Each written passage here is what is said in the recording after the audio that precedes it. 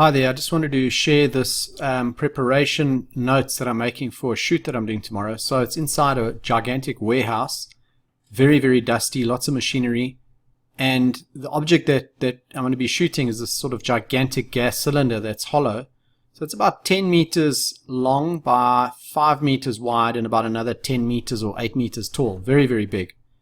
And I've decided just to share with you some of the notes and the pre-thinking. So what I did is I did a site inspection, I had a look at this thing, and then I've sat back and I've thought about all the possible shots I could get.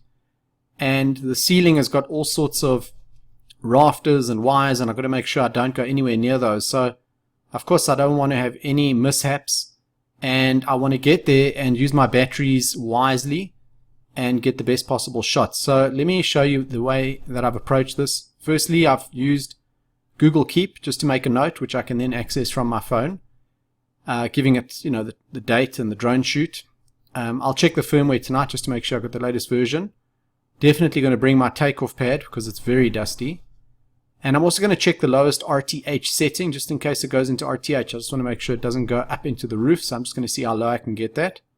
Then I've got 3 batteries, so I've thought about what I want to get out of it. I'm going to do the first battery, I'm going to go up and measure the safe height. This is the height where I'm prepared to go up to, and I'm not going to crash into anything. Let's just say it's 12 meters. Then I know with every shot that I do, I don't go close to or above 12 meters.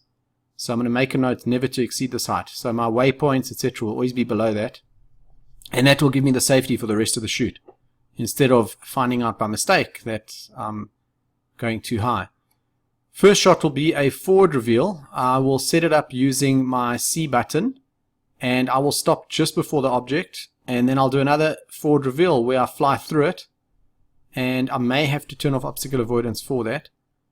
Then I'm going to do a POI flyby shot along the side, and I'm going to drop the waypoints using the C1 button, and then I'm going to use the C2 button to drop the POI above the subject. Why am I going to use the C2 button to drop the POI above the subject? Because there is no subject on the map. It's something that's inside a warehouse and not visible on the map. So I'm going to have to fly over it very carefully with the drone and drop the POI, and then I'll run these POI flyby shots, which is basically a straight line parallel to this big object, and hopefully it'll look at it while it's flying past, and I can change the speed and I can play with the altitude, but I'm going to go very, very slowly and carefully. And that's one battery.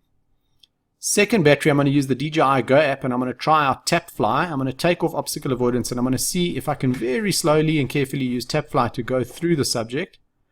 I'll then switch to tripod mode, which is a very safe mode for something where you're indoors and you want to move very slowly and carefully. And I'll do a rise shot where I just climb up, because on tripod, even if you pull the stick all the way up, you don't go very fast. So there'll be no noticeable change in movement, and I'll be able to get a smooth rise shot. And I'd use tripod for indoors. And then I'm going to just do some side shots and just play around with tripod mode mostly. Third battery will be for still photos, and I'll try at various positions, remembering that my maximum altitude. And then I'll also shoot in brackets, because there's high contrast inside the warehouse. There's some very dark and some very bright spots. So I will remember to shoot in brackets. I'm going to go with 5 brackets to give me the most post-production capability, and I'm going to go with a 1-stop difference, and of course shoot in RAW.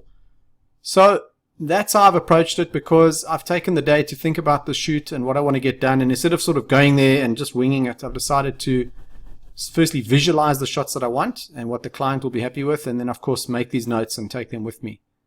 So there you go. I hope that's useful, and I hope you apply the same kind of thinking and pre-visualization to your shots. Thanks a lot.